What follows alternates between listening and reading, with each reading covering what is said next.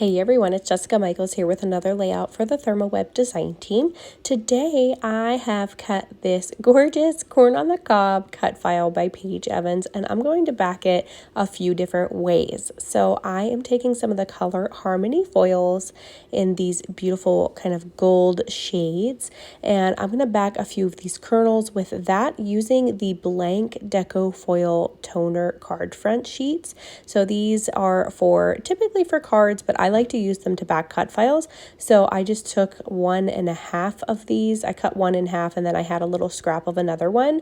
And I am just taking these deco foil blank toner card fronts. What they are is just a blank sheet of just solid toner, like if you would print a solid black square from a toner printer, then that is what the foil actually adheres to.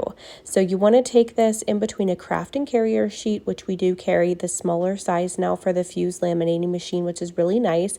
And you want to make sure you insert that with the folded edge into your machine. So I'm running that through on a number 3 setting. It has come out the first round here, and then I'm going to run it through again with the third one. So I have 3 different colors of foil that I'm using from the Color Harmony foil sheets. I'll link that below for you in case you want to grab those from the shop. And then I'm just going to begin backing my cut file here. So a few different ways I do this is like so. The first way, I just use my negative pieces from my cutting mat from my Cricut machine. And I just hold these negative pieces on my paper, or in this case, this is plush paper. The green parts are the fuzzy kind of plush papers that we carry in the store. And I've got 2 different shades of green here. So I'm just taking that negative piece from my cutting mat. I'm holding it in place on my plush paper here or pattern paper, whichever you're using. And then I'm just simply cutting out around it, just making sure that I leave a little border on it so I have enough room to glue it down to the back side of my cut file here. I'm using the mixed media adhesive from the shop, which is really great. It has a really nice hold to it. It dries clear. In this case, it's really great that it dries clear because I usually make a little bit of a mess with these when I'm backing cut files. And then another way that I back cut files is just like this. I just kind of trim out little pieces of what I need. I did find out fairly quickly that the little kernels could be backed with squares versus trying to cut every single one of those. So I just use little square pieces of the foil sheets in my 3 different colors, and I'm just cutting those little squares, and basically I'm just placing them on there. So this was a really easy way that I found to do that. So I just cut a whole bunch of these squares. I put glue on the back of my cut file around the kernel that I wanted to back. And then I'm just simply setting that cut file down on top of the squares. So I don't have to actually mess with them or pick them up this way.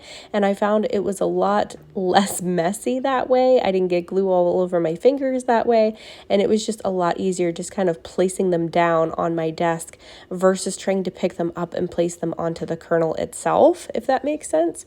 So that's another way that you can kind of back, is just cut some simple shapes and then just place your cut file right down on top of what you're backing.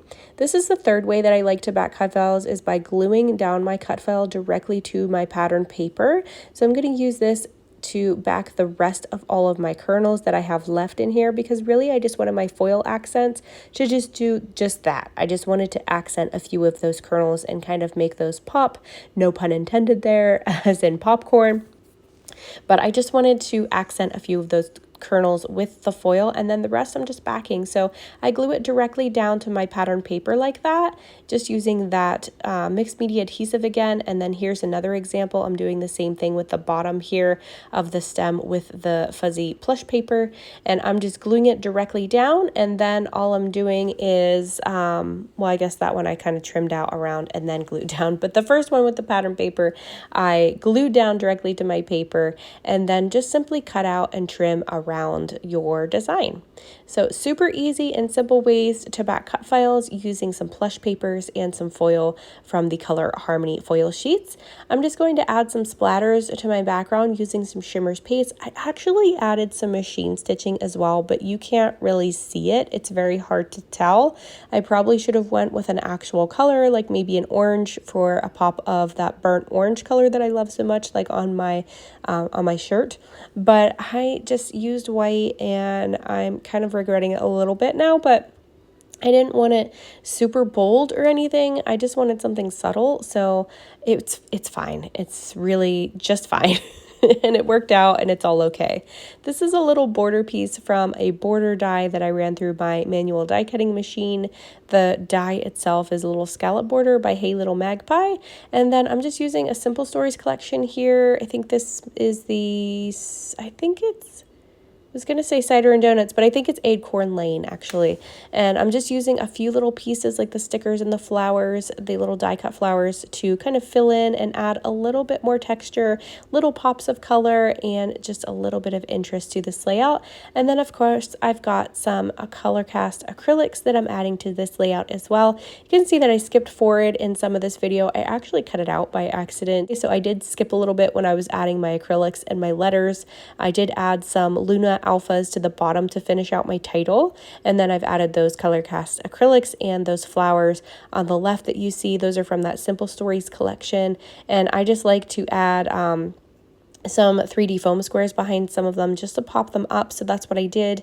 And then I just physically lifted up the corners or the little petals on the edges, as you see there, to add a little bit more texture. And this photo is so funny to me because my baby girl's actually in the background here. As you can see, we were in a corn maze and we kind of got a little bit lost trying to get our way back to the car.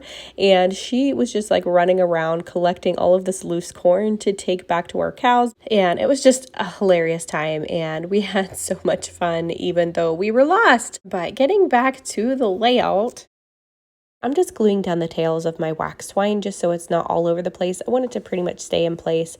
And then I've added some thread, and lastly I'm just going to add some sequins on here from Catherine Polar. So I hope this has helped you guys know some different ways that you can use to back your cut files and some different things that you can use to back your cut files besides patterned paper. So you can use those plush papers, you can use those foil sheets like I showed you, and it really creates just such a unique design. So here's the finished layout. I absolutely love how this one turned out. I hope that I've inspired you guys to try some foiling and use some plush papers on your layouts. I'll link everything down below from the Therm web shop in case you want to grab anything as usual. And let me know in the comments what your favorite thing about this layout is. Thank you guys so much for watching, and I hope you all have a great day. Bye-bye.